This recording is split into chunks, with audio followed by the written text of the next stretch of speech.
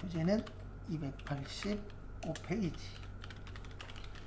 용역의 공급이라고 되어 있는데요. 여기에서는 일단 적어보세요. 285페이지 제일 밑에 보시면 무상공급이라고 있어요.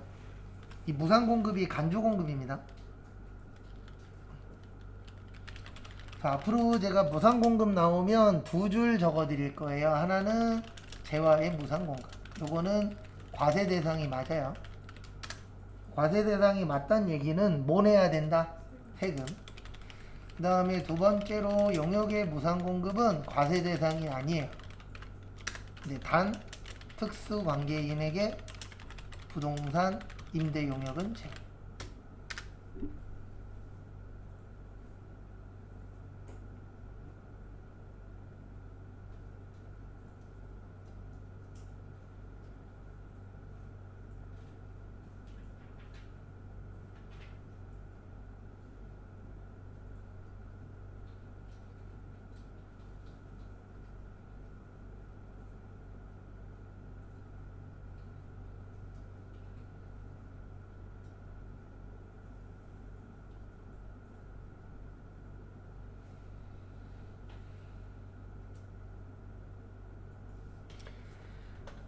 그래서 보시면은요, 이게 뭐냐면 공짜예요, 공짜. 그래서 물건을 공짜로 주는 건 세금을 내도록 되어 있어요. 왜냐면 간주공급증이 있었잖아요. 그리고 중요한 건 뭐냐면 물건 가격은 정해져 있어요, 안 정해져 있어요? 정해져 있죠. 그러니까 세금 걷기가 어때요? 편해. 근데 용역은 대부분 몸으로 때우는 거예요. 그러면 우리가 몸으로 하는 일들은 이 사람의 능력에 따라서, 그 다음에 이 일의 가치에 따라서 가격대가 다 어떻죠? 다르죠. 그래서 막말로 공짜로 일한 거에 대해서 세금을 얼마로 걷을 것이냐, 이런 문제가 생겨요. 그래서 공짜로 일한 거에 대해서 1,000만 원을 걷을 것이냐, 100만 원을 걷을 것이냐, 10만 원을 걷을 것이냐, 이런 거를 정하기가 어떻죠? 쉽지 않죠. 맞죠? 왜냐면 이걸 이룰 수는 없잖아요. 무조건 이 일을 공짜로 해주면 10만 원 내야 돼. 이걸 이렇게 정할 수 없는 게, 이게 지역마다도 또 가격이 다 어때요? 달라요. 근데 물건 가격은 대부분 지역마다도 비슷비슷하잖아요. 뭐 아파트 이런 거 빼고 아파트를 공짜로 줄 일은 없잖아요, 솔직히. 한두 푼짜리도 아니니까. 그래서 공짜로 일한 거에 대해서는 세금을 안 걷는데, 요것만 세금 걷어요. 특수관계인 그러면 이분들이에요. 친이죠. 항상 요게 문제가 생깁니다. 예. 사업하시는 분들이나 정치하시는 분들이나 이런 분들도 대부분 특수관계인 때문에 문제가 생기는 거예요. 그래서 요분들한테 부동산을 빌려주는 거에 대해서는 세금을 걷겠다. 왜 그러냐면 부동산 가격은요, 어느 정도 형성되어 있잖아요. 그래서 이 지역에 요런 거를 빌려줬네, 그러면 월세 얼마, 이런 건 어느 정도 형성되어 있으니까 국가에서 세금 걷기가 어때요? 수월하죠. 그래서 이 부분에 대해서는 세금을 걷겠다. 그 다음에 나머지는 볼 거 없고요. 286페이지 수입.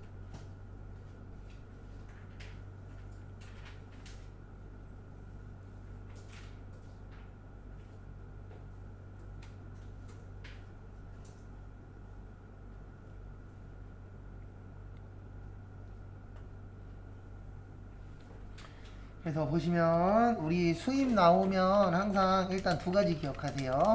거래처는 어디요? 세관. 그 다음에 뭐만에게 처리한다? 부가세. 원래 그 밑에 뭐 보세구역이 어쩌고 저쩌고 이런 것도 중요한데, 다행히도 저희 시험에서 거기까지는 잘 안 돼요. 왜냐면 무려 이론에서 3개 나온다 그랬잖아요. 그러다 보니까 나올 확률은 엄청 낮습니다. 높은 편은 아니에요. 근데 분계 문제로 이건 잘 내거든요. 매입의 수익. 그래서 우리는 분계를 기억하시는 게 좀 더 중요하세요. 그 다음에 287페이지는 공급식인데, 이게 왜 중요하냐면 얘는 이것 때문에 중요해요. 우리 필요적 기재사항 중에 작성연월일 있었어요? 없었어요? 있었죠. 이게 중요한 이유는 이것 때문에 그래요. 1기 예정은 1월 1일부터 3월 30일, 신고는 25일. 1기 확정은 4월 1일에서 며칠이요? 6월 30일, 신고는 7월 20일.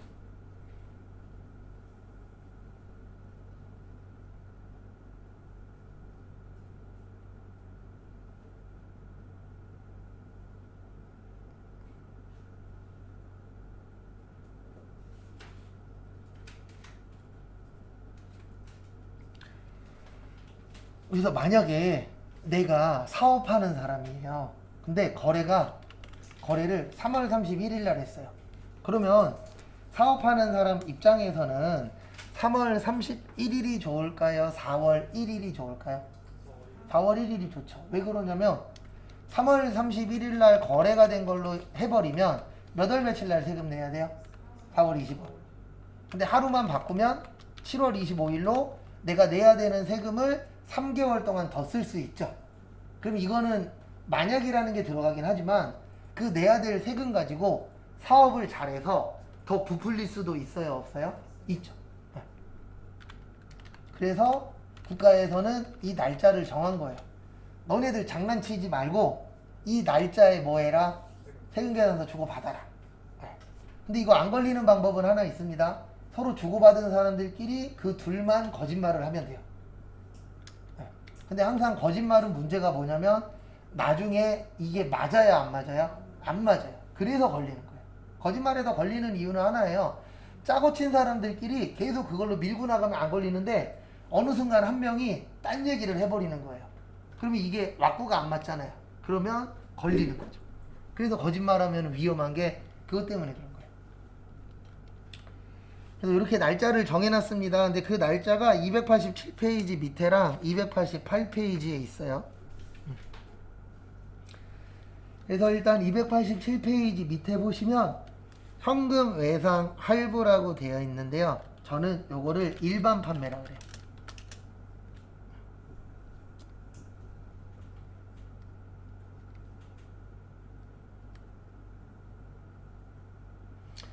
그래서 일반 판매에는 세 가지가 있어요. 현금, 외상, 할부. 요거는 인도 기준. 그래서 우리나라에서 일반적으로 인도라는 게 물건 주는 거거든요. 그래서 물건 주면 뭐 했다? 팔았다. 그래서 그 날짜로 뭐 해라? 세금계산서 발행해라. 그래서 가장 많이 쓰는 게 물건 보낼 때 과거에는 세금계산서랑 같이 보냈어요. 근데 요즘에는 인터넷으로 보내잖아요. 그래서 어쨌든 오늘 물건 보내면 오늘 날짜로 해서 뭐 발행해 줘야 돼요? 세금계산서. 그걸 인도 기준이라고 표현을 합니다. 그 다음에 조건이 성취됐을 때. 그 다음에 가공도 시험에 종종 나와요. 그래서 가공은 가공된 재화를 인도하는 때.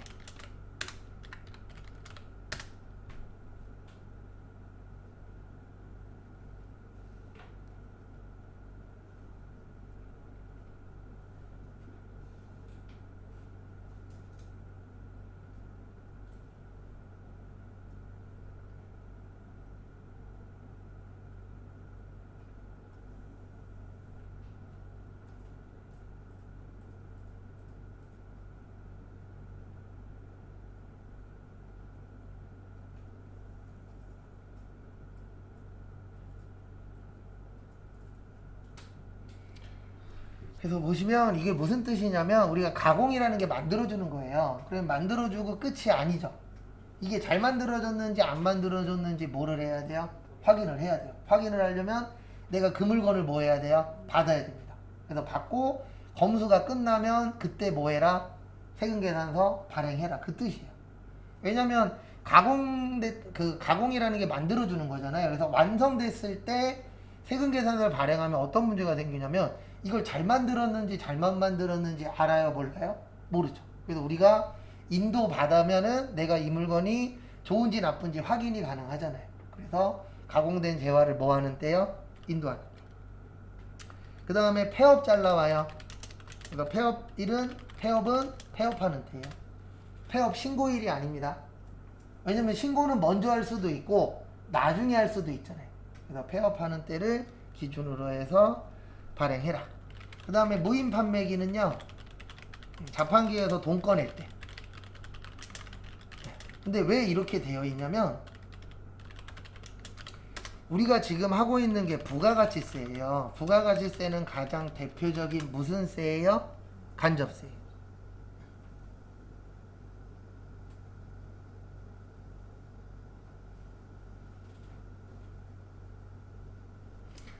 그래서 간접세이기 때문에 간접세는 내 돈으로 내는 거다, 남의 돈으로 내는 거다, 남의 돈으로. 그래서 돈을 꺼내면 뭐를 낼 수 있다? 세금을 낼 수 있다. 이렇게 보는 거예요.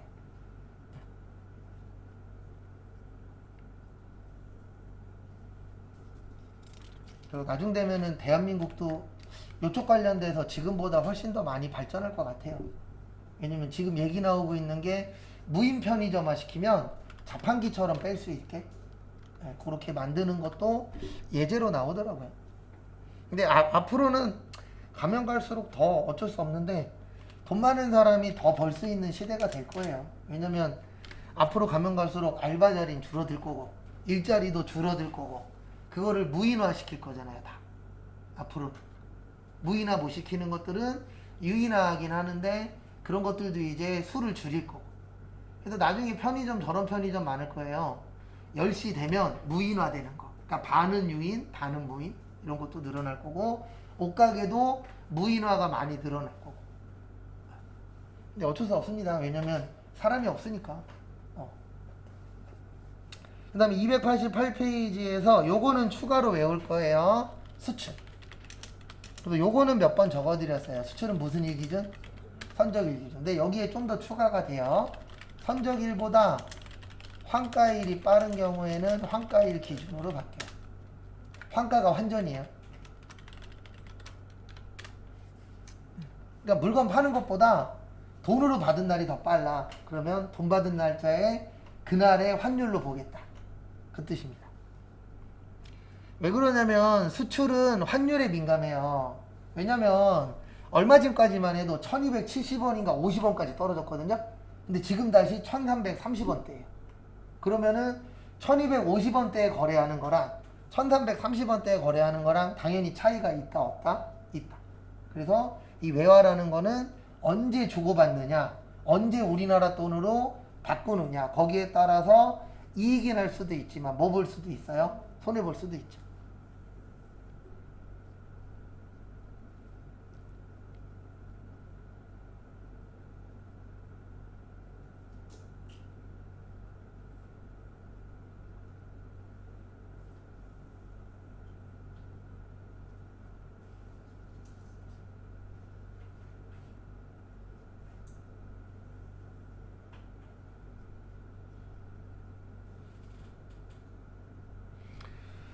그거 좀 잘 봐주세요. 그 다음에 거기 밑에 기타의 경우라고 있는데 요거는 정답으로 나올 확률보다는 1, 2, 3, 4 지문에 나올 확률이 훨씬 더 높기는 해요.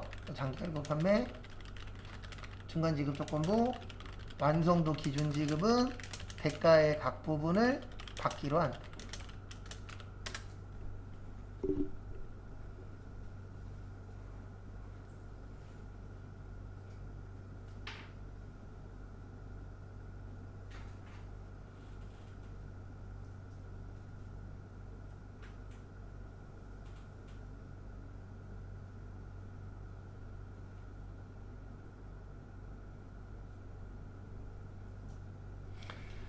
그래서 요게 이제 뭐를 뜻하는 거냐면은요 요거예요. 뭐냐면은 장기할부는 길어요 짧아요? 길어요. 그리고 금액이 어때요? 커요.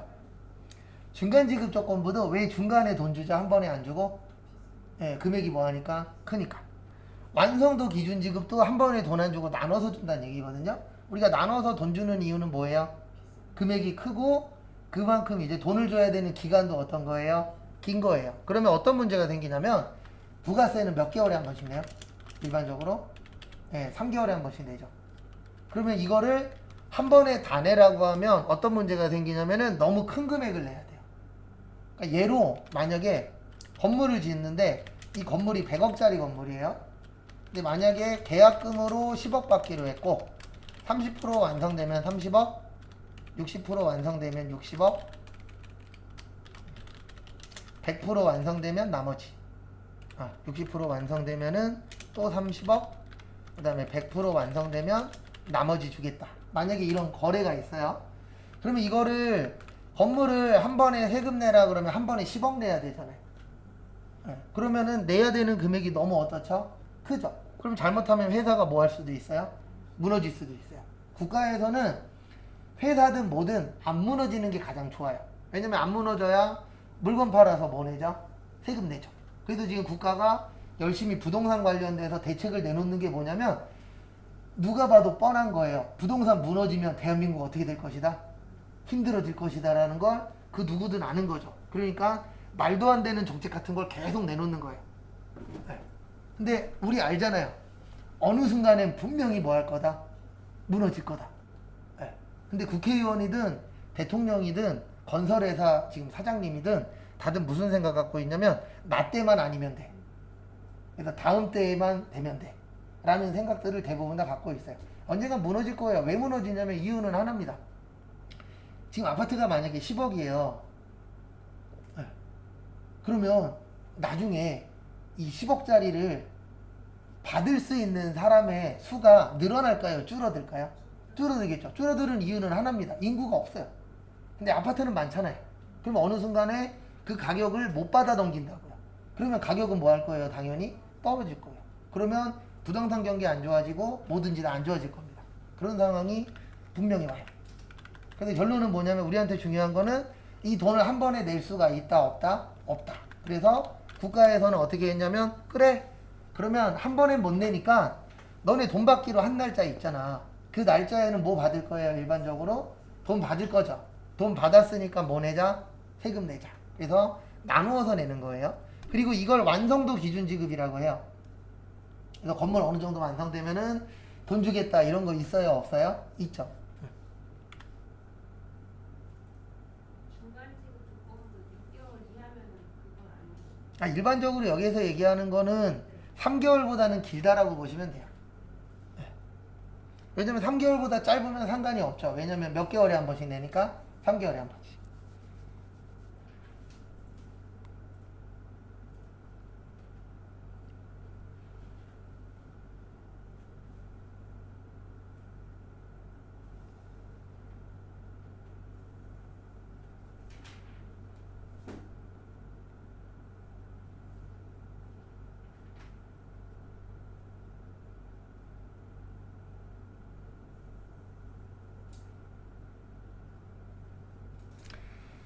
그 다음에 교재는 쭉 넘어오셔서 289페이지.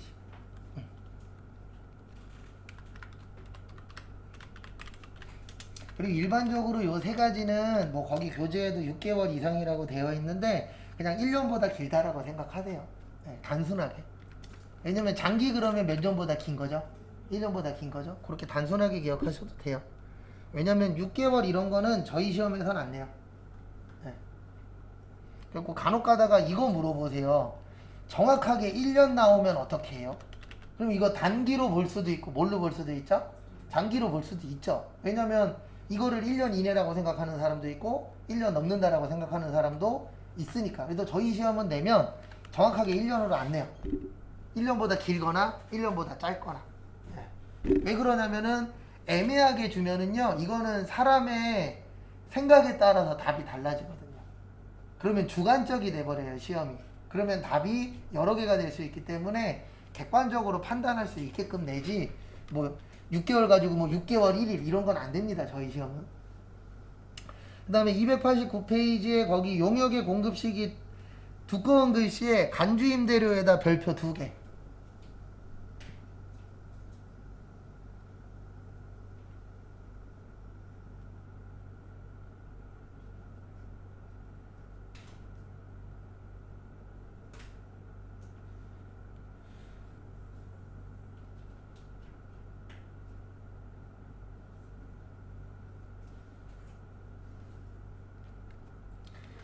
그래서 보시면은요 부동산 임대 보증금에 대한 간주 임대료인데 간주는 진짜라 그랬어요 가짜라 그랬어요? 가짜예요. 그래서 간주 임대료는 보증금에 대한 이자예요. 그래서 보증금에 대해서 이자 계산을 해서 세금 내게끔 되어 있습니다. 부동산 임대 보증금 대자 빠졌네요.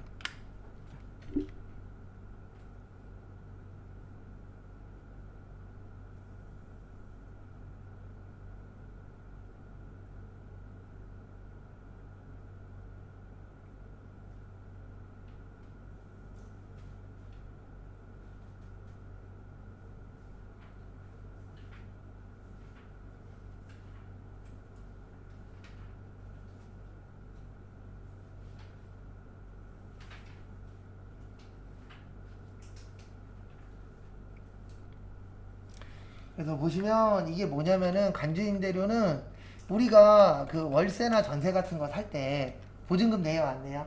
내죠. 네, 여기에서 이자 계산을 해서 거기에 10%만큼은 세금을 더 내도록 되어 있어요. 이거는 더 내는 겁니다. 덜 내는 게 아니고. 이런 제도를 만든 이유는 딴 거 아니고요. 예. 그 우리가 부동산이라던가 주식이라던가 코인이라던가 코인은 뭐 아직 얘는 오락가락해요. 왜냐면 요즘 코인 엉망이죠. 예. 뭐 세금을 건네 많이. 근데 이미 코인으로 돈 벌 사람들은 다 돈 벌었어요. 지금 들어가서 돈 벌기는 쉬워요, 어려워요? 어려워요. 그러니까 전 항상 이런 마인드로 살거든요. 내 기회에 들어오면 늦었다. 그래서 내가 들어가서 돈을 벌려면 남들보다 뭐 해야 돼요? 두세 배 더 노력을 해야 돈 벌 수 있는 기회가 온다. 근데 왜 그러냐면 대부분 다 돈 버는 사람들은 초반에 들어간 사람들이에요. 맞잖아요. 부동산도 초반에 들어간 사람들이 돈 버는 거예요. 옛날에 아파트 가격 1억, 2억 할 때 있었어요? 없었어요? 있었죠. 그게 지금 5억, 10억 하는 거라고요. 근데 지금 사면 10억짜리가 11억 됐어. 1억 버는 거잖아요. 옛날에 2억짜리가 10억 되면 몇 억 버는 거예요?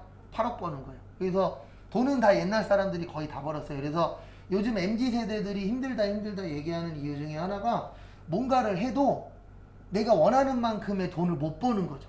근데 그 이유 중에 하나가 너무 그 가치가 뭐 됐어요? 올라갔죠. 코인 가치는 떨어졌고 주식도 옛날처럼 그렇게 확 오르기에는 이제 어느 정도 가치가 너무 올라갔고 떨어지는 주식들도 많잖아요. 근데 어쨌든 이런 것들이 이제 문제가 뭐냐면 노동력이 필요해요? 필요 없어요? 필요 없죠. 그래서 이런 쪽 관련돼서는 세금을 뭐 할 것이다? 더 거둘 것이다. 그래서 실제로도 더 걷어요. 100원이라도 더 걷습니다. 네. 그래도 그 중에 하나가 부동산 관련된 거는 뭐라 그래요? 간주임대료라고 해요. 그래서 보증금을 계산해서 이자를 하는데 이거는 실기 문제에도 나와요. 그리고 되게 우리한테는 좋은 문제입니다. 왜냐면 쉬워요. 네. 왜냐면 계산 누가 할 거예요? 컴퓨터가. 우리 날짜만 딱 쳐주면 얘가 계산 알아서 다 해요. 그래서 요거는 실기 문제도 있어요. 그래서 나중에 실기할 때도 요 얘기 또 할 거예요. 간주임대료는 진짜 임대료가 아니고 보증금에 대한 뭐다? 이자 계산을 해서 그 이자에 대해서 세금을 내는 것이다.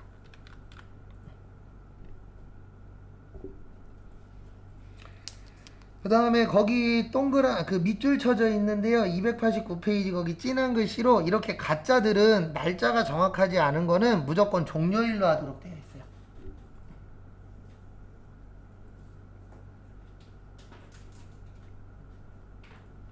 뭘로 되어 있다고요? 종료일. 끝나는 날로 하도록 되어 있습니다. 그 다음에 다음 페이지 290페이지에서는 하나만 보면 돼요.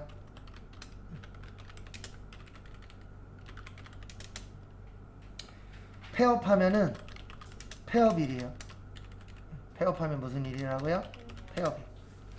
그 다음에 폐업일이 속하는 달에 언제까지? 다음 달 25일까지 신고 및 뭐해라? 납부해라.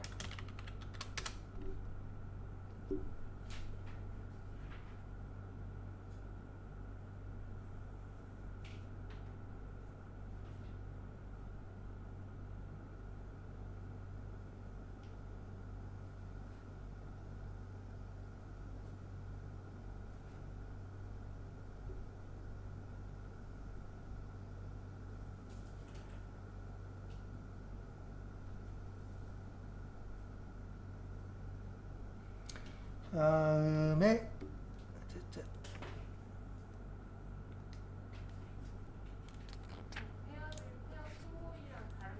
그럼요. 폐업일은 말 그대로 폐업하는 날이고 신고일은 내가 세무서 가서 뭐 하는 거예요? 신고하는 거예요. 그래서 신고일 아니에요. 신고일이 아니고 진짜로 폐업한 날.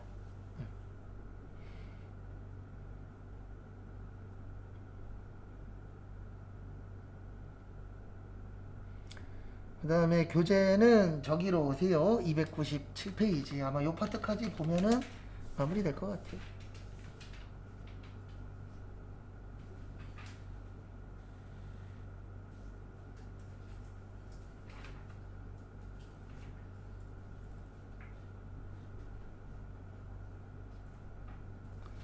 그 다음에 영세율과 면세. 요 파트 중요합니다.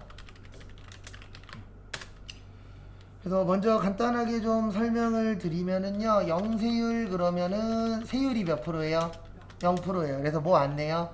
세금 안 내요. 얘는 완전 면세 제도라고 해요. 왜 그러냐면 돌려받아요. 그것도 조기 환급이라 그래서 15일 이내에 돌려주도록 되어 있습니다. 원래 환급은 30일이에요. 근데 혜택을 주는 거예요. 왜냐면 영세율은 수출이잖아요. 그러면 대한민국 입장에서는 수출이 중요하다 안 중요하다? 중요하다. 그 다음에 면세는 불완전 면세 제도라고 해서 왜 불완전이라고 하냐면 면세니까 내지는 않아요. 그 대신 원래 마이너스가 나오면 돌려주도록 되어 있거든요. 그걸 환급이라고 하는데 돌려주지도 않아요. 참고로 간이과세자도 안 돌려줘요. 근데 왜 그러냐면 혜택을 주는 대신 마이너스까지는 못 주겠다. 그리고 일반적으로 마이너스가 생기더라도 그 금액이 클까요? 작을까요? 작아요. 그래서 아예 그냥 안 돌려주겠다. 그 대신 내지도 않겠다. 라고 되어 있습니다. 그 다음에 영세율 같은 경우에는 이제 대부분 요거 관련돼서 나오는 거예요. 국내예요? 국외예요? 국외. 그래도 국가 입장에서는 이게 많아야 되는 거예요. 왜냐면 대한민국은 뭘로 먹고 사는 나라니까? 수출.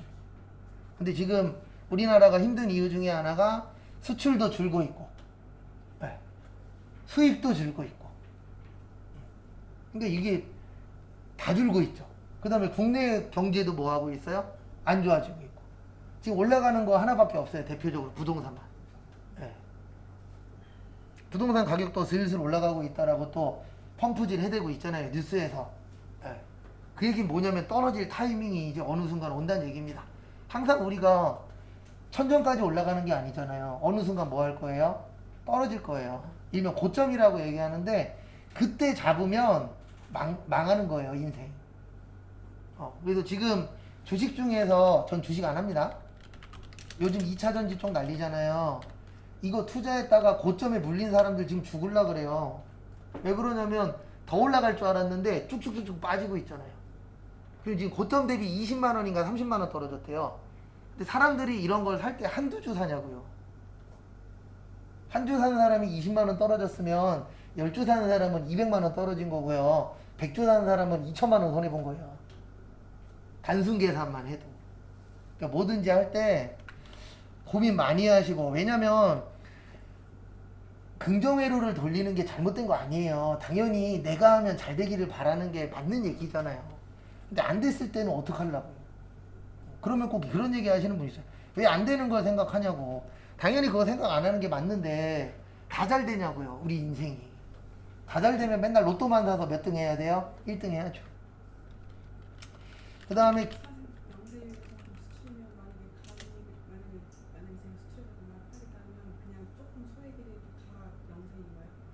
수출하면요? 근데 너무 소액이면 세금 걷지도 않아요. 네. 그러니까 여기서 얘기하는 건 일반적으로 사업자를 낸 사람 기준으로. 네. 그렇죠. 개인 사업자로도 수출을 해서 그러면 영세되는 거예요. 이거는 뭐 간이과세자니까 되고 그런 건 없어요. 일반적으로 수출하게 되면 무슨 율을 받을 수 있어요? 영세율을 받을 수 있어요. 네. 그래서 개인 사업자인데 뭐 중국하고 거래하게 돼서 그러면 그 중국하고 거래하는 물건에 대해서는 무슨 율을 받을 수 있는 거예요? 영세. 근데 대부분 이런 거 회사에서 직접 해요? 수출 쪽에다 맡겨요? 네, 맡겨요. 관세사라고 있잖아요. 그런 분들한테 대부분 맡겨요. 왜냐면 수수료 조금 주면 그 사람들이 알아서 서류나 이런 것들 다 알아서 해줘요. 근데 내가 하면은 그쪽 관련돼서 또 다 알아봐야 되죠. 우리가 전문가를 쓰는 이유는 하나입니다. 예, 편하니까. 돈은 나가겠지만. 근데 그 돈이 아까워. 그러면 내가 공부해서 뭐 하면 돼요? 하면 돼요. 그래서 우리 법무사라고 있죠. 이분들이 가장 많이 하는 일 중에 하나가 부동산 뭐예요? 등기예요. 예. 이 사람들한테 돈 주는 게 아까워. 그러면 내가 직접 뭐 하면 되죠? 예, 공부해서 하면 돼요. 근데 나는 그 시간에 다른 일을 해서 돈을 벌 거야. 이런 분들은 전문가한테 뭐 하는 거예요? 맡기는 거죠. 왜냐면 내가 하다 보면은 실수할 때도 있으니까. 근데 전문가들은 그것만 하니까 실수할 확률이 어때요? 떨어지죠. 네, 그런 차이밖에 없어요. 그 다음에 기초생활 필수품, 그 다음에 주로 누구 관련된 거라고요? 저소득층. 그 다음에 역진성, 완화. 그 다음에 면세 그러면 뭐가 나와야 된다고요? 계산서.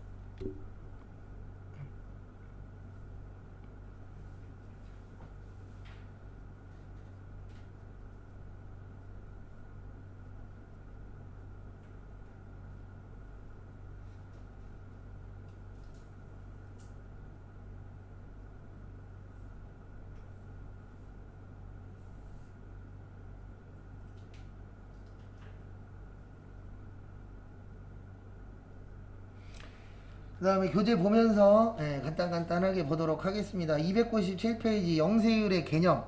그래서 이중과세 방지 목적이에요. 소비주거 과세원칙이라고 하는데 이런 거죠. 만약에 우리나라가 소비지국이에요. 그 생산지국이에요. 만약에 미국에다가 팔았어. 그러면 미국이 뭐가 되는 거죠? 소비지국이 되는 거죠. 그래서 우리나라에다가는 세금 내지 말고 어디에다 내라? 미국에다 내라. 그래서 우리나라에서는 영세율로 해서 세금이 몇 프로요? 0%. 이렇게 만드는 거죠. 그 다음에 두 번째, 외화획득 장려. 요게 소비지국 과세원칙이에요. 그 다음에 두 번째로 외화획득 장려. 이거는 뭐냐면 외국에다 팔면은 외화를 버는 거잖아요. 근데 어떤 물건을 팔 때에 우리나라 사람도 그렇고 외국 사람도 그렇고 장사하는 사람들의 목표는 딱 하나예요. 싸게 사다가 어떻게 팔자? 비싸게 팔자. 그러면은 10%가 더 붙으면 가격이 올라가잖아요. 그러면 가격이 올라가게 되면은 팔 확률은 올라간다, 떨어진다? 떨어진다. 그래서 일반적으로 싼 거를 뭐 하는 거예요? 파는 거죠. 그래서 10%만큼 세금을 안 내게 되면 외화 획득할 확률이 어떻게 되는 거예요? 올라가는 거죠. 그래서 외화 획득 장려 목적도 있습니다. 그 다음에 거기 과세사업자라고 되어 있는데 영세율 적용 대상자. 거기 보시면 첫 번째로 뭐예요? 과세사업자. 그래서 간이과세자 포함이에요. 일반 과세자나 간이과세자 다 영세율 적용받을 수 있다 없다? 있다. 그리고 여기에는 안 나와 있는데 면세사업자는요. 면세 포기를 해야 돼요. 면세 포기하면 수출하는 물건에 대해서 영세율 적용이 가능해요. 그 대신 포기하면 몇 년 동안? 3년. 3년 이내에는 원상복귀 못합니다. 그리고 면세 물건에 대해서 포기하는 게 아니고요. 수출하는 물건에 대해서만 영세율 적용하는 거예요. 그래서 국내에도 면세 포기되는 게 아니고 수출하는 물건만.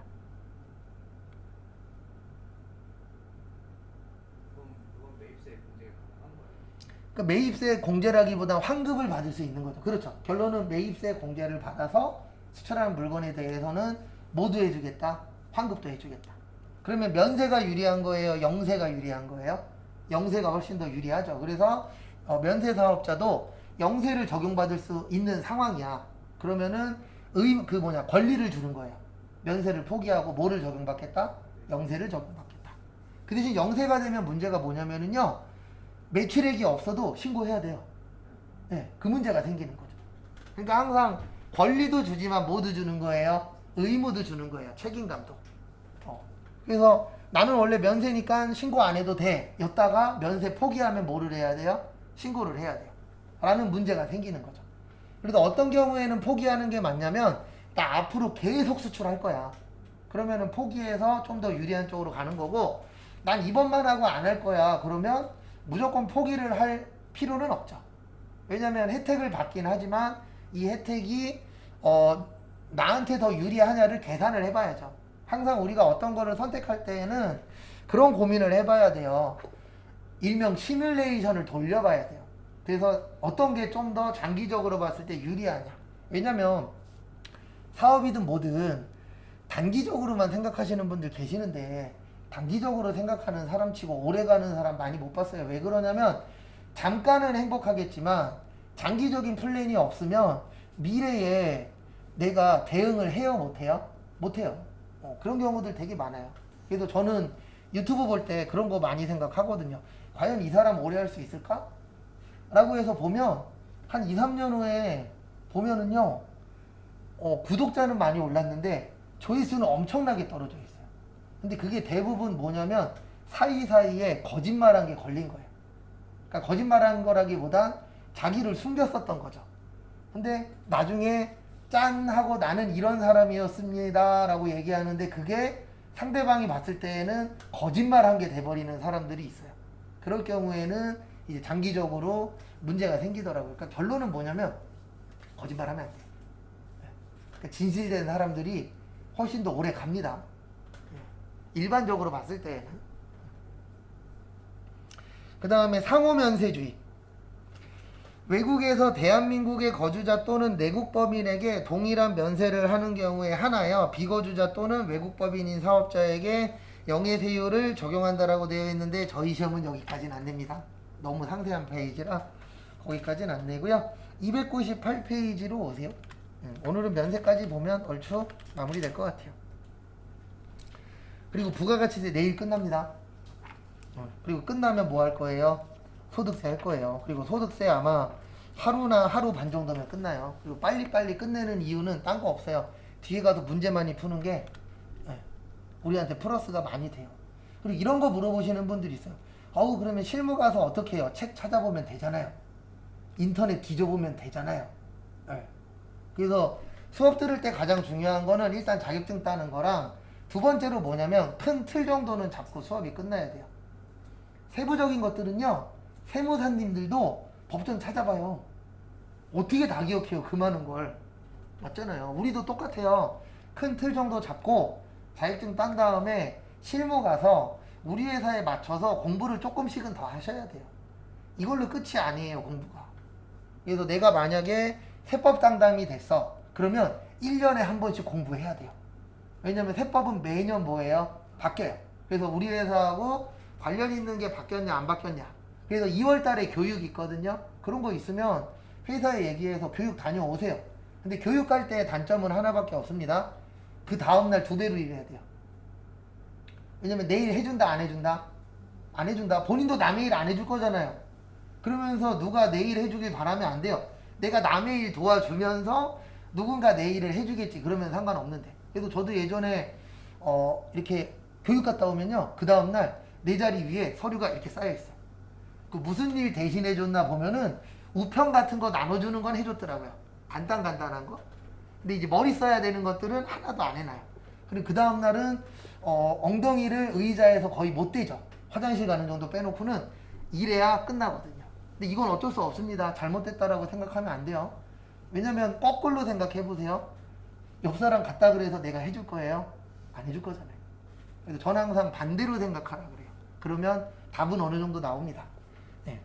속으로 육두문자는 쏘고 있겠죠. 이런 식 조금만 해주지. 근데 거의 안 해주더라고요. 근데 교육 같은 거 갈 수 있는 상황이면 가시는 거 좋아요. 그 다음에 요거 잘 기억하세요. 우리 영세 4가지 있었죠. 영세율 뭐요? 세금계산서. 그 다음에 내국 신용자, 로컬 LC, 구매, 확인서 중에 몇 가지만 나옵시다. 한 가지. 그래서 이거를 간접 수출이라 그래요. 수출은 직접 수출이에요. 근데 영세는 무슨 수출이에요? 간접 수출이에요. 거기 써 있잖아요. 교재에도. 그래서 간접 수출은 뭐냐면 이 상대방이 우리 회사 물건을 사다가 뭐 하는 거예요? 수출하는 거예요. 그래서 대부분 무역회사들이 많아요. 네, 무역회사 같은 경우에는 그렇게 합니다.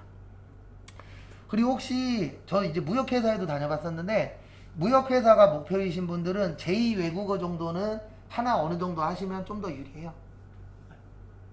저처럼 아무것도 못 해갖고 가서 고생은 아니었고 전화 오면 전화 안 받지 마시고. 왜냐면 내가 외국어를 못하니까 전화 받기가 그렇더라고요.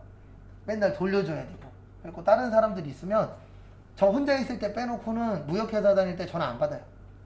왜 그러냐면 전화 오면 무조건 영어나 아니면 일본어 그랬으니까. 근데 내가 영어나 일본어를 못하잖아요. 그래서 외국어 좀 잘하시면 무역회사도 괜찮아요. 그 다음에 저기로 오세요. 299페이지 보시면 다 외국이에요. 그래서 뭐 국외에서 제공하는 거, 외국 항행 용역 다 외국과 관련된 거는 뭐라고요? 영세율. 그 다음에 300페이지로 오세요.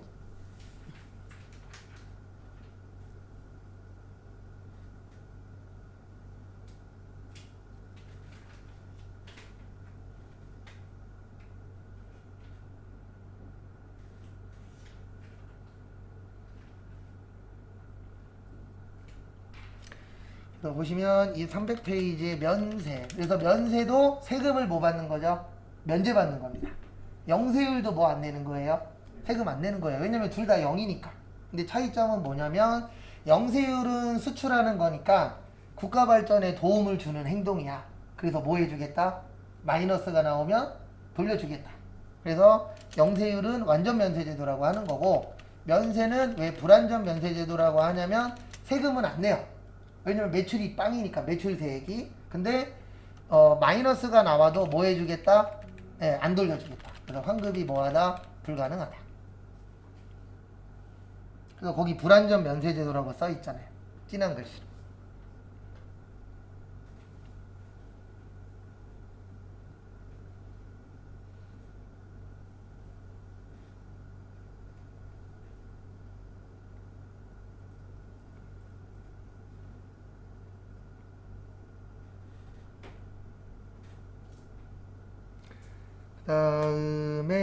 다음 거 보시면 요 면세 대상의 범위 잘 나와요. 시험에 뭐 잘 나오냐면 뭐 면세 몇 개냐, 다음 중 면세로 맞는 것을 고르시오, 틀린 것을 고르시오, 막 이런 거 잘 뜹니다 시험에. 그래서 여기는 종류를 좀 잘 봐두셔야 돼요. 그래서 첫 번째로 미가공 식료품. 요 미가공 식료품의 특징은요, 국산이든 수입이든 다 면세예요. 그래서 우리 중국산 쌀, 그 다음에 대표적인 거는 호주산 소고기, 미국산 소고기 있어요 없어요? 있죠. 걔네들도 면세예요. 왜냐면 미가공식료품이라. 그 다음에 가공식료품은 과세예요. 가공된 거는 뭐 참치캔 같은 거, 네. 아니면 뭐 조리되어 있는 것들이 있어요 없어요? 있죠. 그런 것들은 이제 과세가 됩니다. 그 다음에 니은에 보시면 식용에 공하지 않는, 그러니까 안 먹는 거예요. 그래서 아니하는 미가공, 농축산, 농축수 임산물. 시험 문제로 나온 게 뭐가 있었냐면요, 애완용 돼지. 애완용 돼지는 먹으면 안 됩니다. 애완용이니까.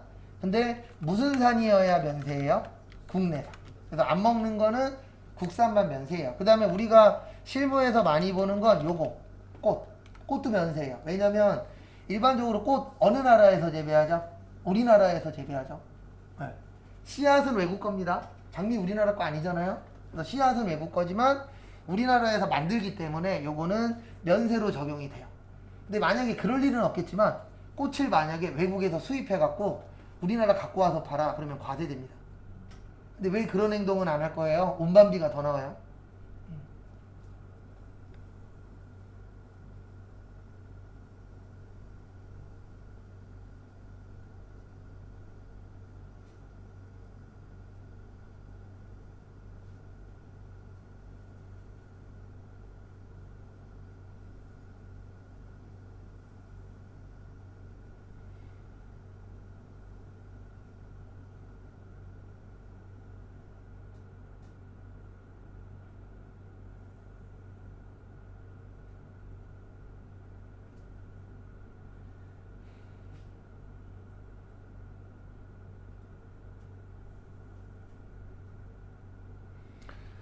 그 다음에 거기 세 번째 보시면 수돗물은 면세입니다. 수돗물은 면세인데, 네, 뭐는 과세예요? 생수는 과세예요. 왜냐면 생수는 포장이 됐잖아요. 근데 이게 되게 애매한 게, 과거에는 포장되면 다 과세였거든요. 네. 근데 포장돼도 과세 아닌 거에 대표적인 게 이분이 계세요. 두부 면세거든요. 포장 두부도 면세예요. 근데 일반적으로 포장되어 있으면 뭐일 확률이 높아요? 과세일 확률이 높아요. 근데 그 중에 아닌 것도 몇 가지 있어요. 그 중에 대표적인 게 두부예요. 그래서 항상 두부는 이 면세 설명할 때 예제로 꼭 나와요. 네. 왜냐면 김치도 그 김치 이렇게 넓혀놓고 파는 데 있죠. 반찬 가게 이런 데 면세거든요.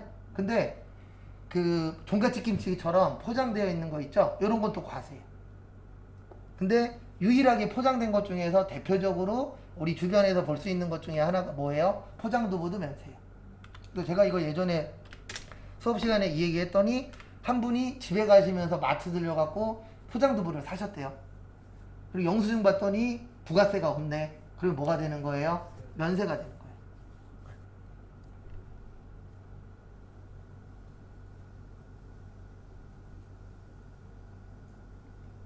그래서 참고하시고. 그 다음에 연탄하고 무연탄은 대부분 누가 쓰죠? 연탄은 고소득자, 저소득층, 저소득층에서 연탄 관련된 거는 대부분 면세라고 보시면 되고, 여성분들 위생용품이나 역류화용 기저귀하고 분유도 뭐예요? 네, 면세예요. 그 다음에 역외군속용역의 별표 3개. 요즘엔 좀 역외군속용역을 덜 내고 있는데 과거엔 좀 많이 냈었어요. 1년에 못 내도 한 번 정도는 냈었는데 요즘엔 좀 덜 내더라고요. 그래서 제 예상은 요즘 내시는 분들이 역외군속용역하고 관련이 없는 분들 같아요. 과거에 많이 나왔을 때는 내신 분 중에 한두 분이 역외군속용역에 좀 관심이 있는 분이 아니었을까. 어쨌든 역외군속용역 나오면 항상 두 가지 정리해 드릴 거예요. 첫 번째로 전세버스만 세금계산서 발행 가능하고요. 전세버스가 관광버스예요. 그 다음에 고속버스 중에선 일반 버스만 면세예요. 요 일반 버스가 몇 인승이에요? 45인승.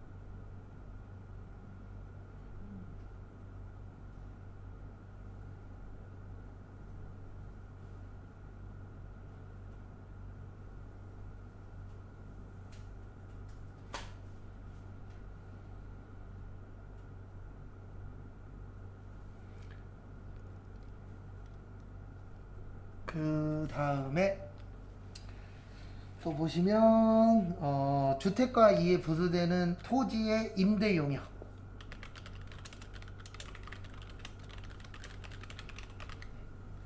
요거는 따로 외울 거예요. 근데 요게 중요한 겁니다. 주택이라는 거. 우리 살아가는데 집 중요해요, 안 중요해요? 중요하죠. 그래서 집과 관련된 것들은 면세가 많아요. 근데 왜 그러냐면 우리가 일명 의식주라고 표현하잖아요. 다 그런 건 아닙니다. 의식주 관련돼서는 과세가 많아야 돼요? 면세가 많아야 돼요? 면세가 많아야 돼요. 왜냐면 우리 살아가는 게 중요하잖아요. 예. 근데 살아가는데 세금을 많이 띈다. 그러면 어떤 문제가 생기냐면은 내가 쓸 수 있는 금액이 올라가는 거예요? 떨어지는 거예요? 떨어지는 거죠.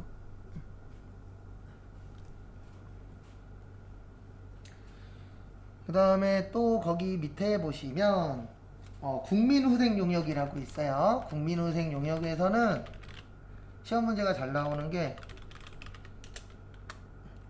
의료보건 용역 말고 약사의 그 일반 의약품 있죠? 요거는 뭐예요? 과세. 그 다음에 미용 목적 성형수술도 과세예요. 그래서 성형수술에는 크게 두 가지가 있어요. 의료 목적이 있고 미용 목적이 있는데 의료 목적에 해당되는 성형수술을 하시면 면세고 미용 목적이면 과세인데 우리가 일반적으로 얘기하는 성형수술은 대부분 다 뭐예요? 미용 목적이에요. 그래서 뭐 쌍꺼풀이나 양악도 필요한 사람들이 진짜 있어요. 그런 분들이 하는 건 상관없는데 안 해도 되는 사람이 하는 경우도 있어요? 없어요? 있죠. 그리고 우리는 항상 좋은 것만 보니까 상관없는데 간혹가다 TV 이런 데에서 부작용 나오는 거 보신 분들 있어요? 네. 되게 위험합니다. 항상 몸에다 손대는 거는 위험해요. 그래도 제 목에 이게 안 보여갖고 저도 수술을 안 했는데 그 사막이라 그래서 있어요. 어렸을 때부터, 아기 때부터 있던 게 있는데 계속 와이프가 물어봐요. 왜 안 떼냐고. 몸에 칼 대는 거 아니라고. 네. 그리고 우리 꼬맹이도 그렇고 조카도 그렇고 처남네 애기도 그렇고 이것만 보면 뭐라 그러냐면 똥이라 그래요. 네. 맨날 잡아 뜯으려고. 얼마 전에도 처남네 애기가 잡아 뜯으려고 그랬고 도망갔죠. 그 다음에 거기 보시면 뭐 이거는 시험에는 안 나올 건데 수의사회 애완동물 진료 용역은 과세예요. 그래도 이거 얘기 계속 나오고 있습니다. 그래서 지금 이거 면세로 일부 돌리는 작업 중이에요. 왜 그러냐면 그 면세로 돌린다라기보다는 지금 애완동물 병원에 단점이 하나 있거든요. 뭐냐면 어느 애완동물 병원에 가느냐에 따라서 가격이 어때요? 다 달라요. 그래서 지금 국가에서 하고 있는 것 중에 하나가 동물병원의 그 금액을 완전히 통일까지는 힘들겠지만 뭐 오픈을 시킨다거나 비슷하게 만드는 거 지금 그 작업을 한다라고 나왔더라고요. 근데 어쨌든 우리가 알아야 되는 거는 동물병원은 과세입니다. 근데 시험엔 안 나와요. 근데 웃긴 게 뭐냐면 웃기다라기보단 산후조리원은 면세예요. 왜냐면 애기들 안 나오니까. 그 다음에 기초생활수급자가 키우는 동물의 동물병원은 면세예요. 그러니까 10%덜 냅니다. 기초생활수급자 분들이 병원에 그 동물병원에 갈 경우에는 면세다. 시험에 나온 적은 한 번도 없어요. 그리고 하나만 더 보고 내일 나머지 거 볼게요. 거기 교육용역 있거든요. 교육용역에서 요것만 운전면허 학원. 네, 운전면허 학원만 뭐예요? 과세. 나머지는 면세입니다.